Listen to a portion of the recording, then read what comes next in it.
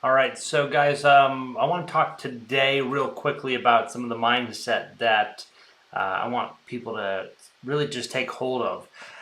You see, I think it's interesting how in today's society people don't want to say no, and it's so important. And what I've found is that the idea of being nice and agreeing means saying yes.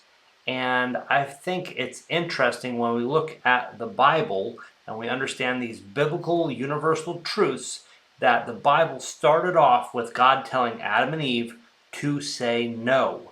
So let's go to Genesis 2:16.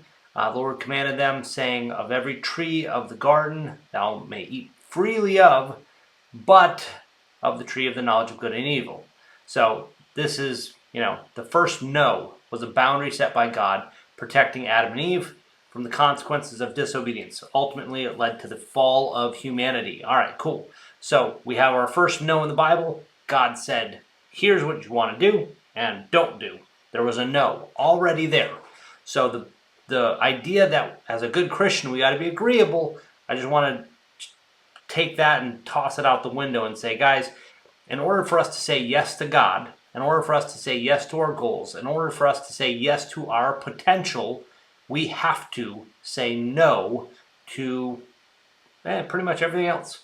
You can not be for me or against me. Don't be lukewarm or I'll spit you out. So I'm going to come at some of this, actually a lot of this is all going to be basically for people of faith, people that believe in God, understand Jesus Christ as Lord. Amen. Let's keep going. The 10 Commandments, moral no's, right? 10 Commandments, no other gods, no idols, no misuse of God's name, no murder, no adultery, no stealing, no false witness, no coveting. God is a God that wants you to say no to things, right? Just because some of these things are legal doesn't make them moral, right? Just because you can do it doesn't mean you should do it. You can sleep in. You can skip going to the gym. You can skip making the sales calls. You can skip doing the things you know you should do. But in doing that other thing, whether that's sleeping in or eating ice cream or doing those things, by saying yes to doing nothing or playing video games or watching TV late at night, you're taking away from your primary focus, which should be pursuing your potential, pursuing after God. If you aren't pursuing God and you aren't pursuing your potential, then, and those are not mutually exclusive, it's not one or the other. God designed you to pursue your potential. Okay? So by saying yes to these other things, they are distractions from God and your potential.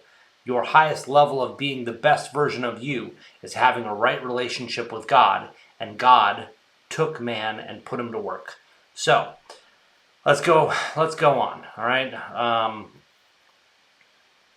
The wilderness journey, God's nose to the Israelites. All right. Numbers 14:23. Surely they shall not see the land which I swore unto their fathers, neither shall any of them that provoked me see it. Okay, so after the Israelites doubted God's promise to deliver them into the promised land, he said no. He said no to that whole generation. Okay, except for Joshua and Caleb, right? Let's go on.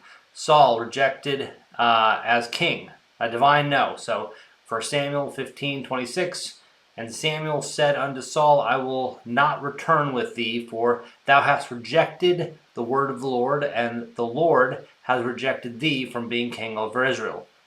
Saul's disobedience, he disobeyed God's commands, okay, and that led to God rejecting him as king, showing him a big fat no.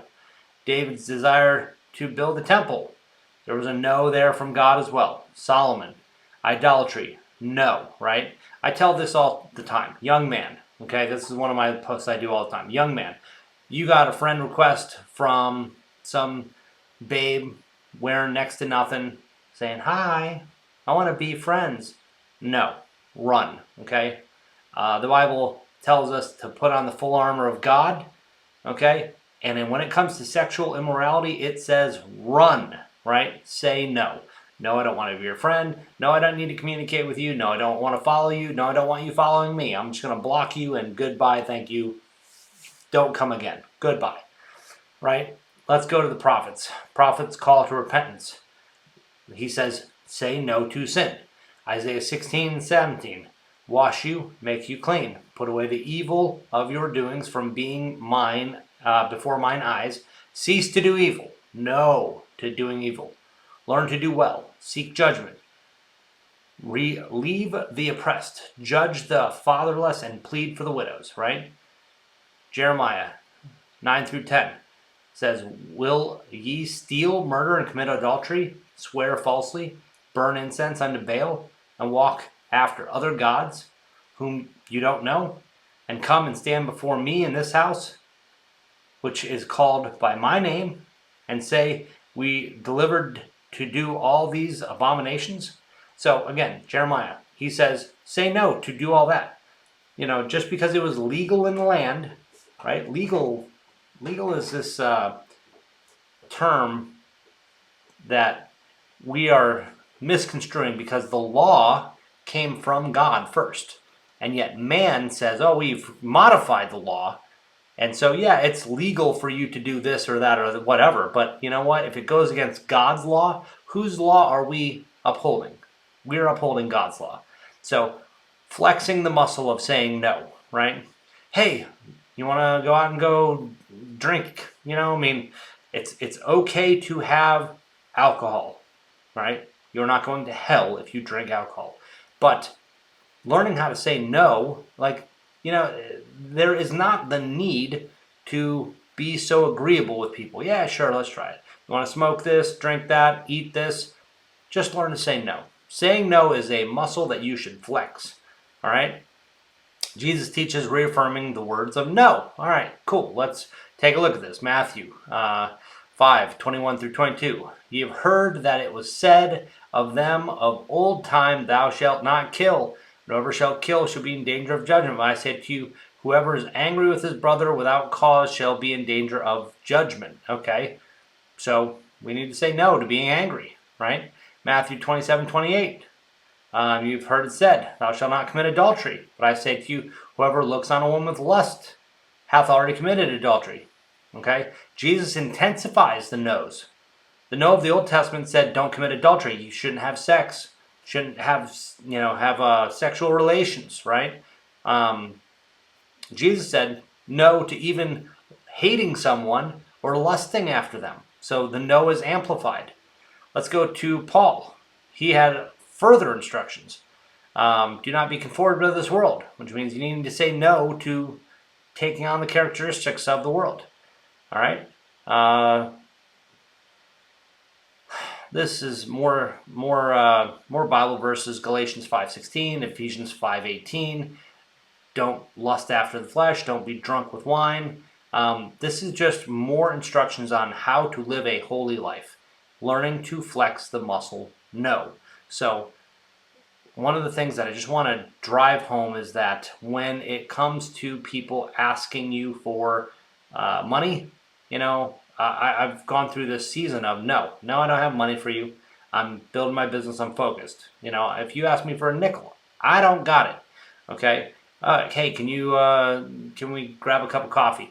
There's going to be a lot of times when people are going to pull you away from pursuing your potential, pursuing your goals, doing the things that you know, K-N-O-W, know you should be doing. So as a Christian, I think that it is a good and pure and wonderful thing to do to learn how to flex your muscles of no. And as you do that more and more often, you will find that it gets easier. I will pull up something that I want all you guys to understand. I took some screenshots and I'm going to go through these. This is some girl sending us a text message, a Facebook request. Hey, can we be friends? You can confirm or delete. I would go a step further and say, block it, remove it, goodbye, right? You do not want to be messing around with these distractions. You can say no to listening to music, I'm not saying all music's bad, but I'm saying that if you're pursuing your goals, you should say no to mindless music or music that is taking you in thought to a place you shouldn't be. All right? You should say no to late night TV and movies and other video games and distractions, football, basketball, MLB, NHL. There's so many things that are a distraction from you pursuing God, from you pursuing your potential, right? From you leaving a legacy for your children's children.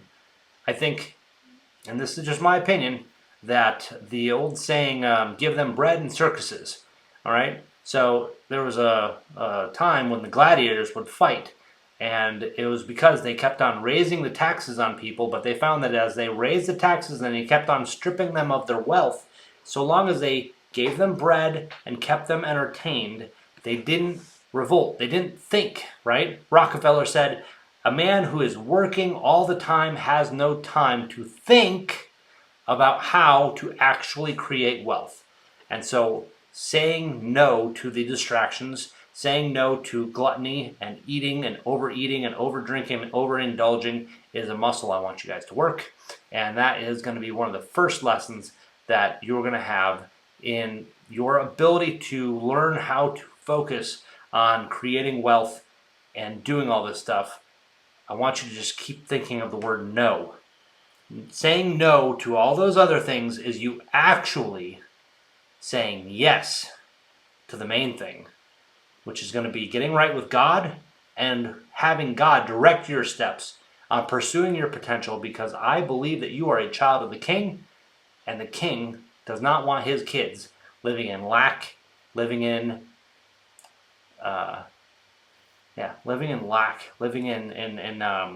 need. You should be a lighthouse. You should be a shining city on a hill. You should be an example for your neighborhood, especially for your family, but for your neighborhood. They ought to see that you are physically fit. They ought to see that you are financially fit. And so I'm encouraging you guys, say no to almost everything so you can say yes to the main thing.